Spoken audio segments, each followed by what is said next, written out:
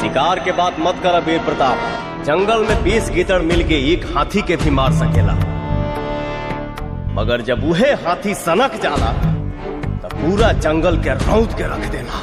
गीदड़ हाथी सारा जंगल घूम के आ गई ला, बाकी शेर पर तो हार नजर ना बोला बोला बाबू, जब शेर बैठ जाला ना तो चूहा पूरे अगल बगल ऐसे फुदक के चल जाला, बाकी शेर जब दहाड़ेला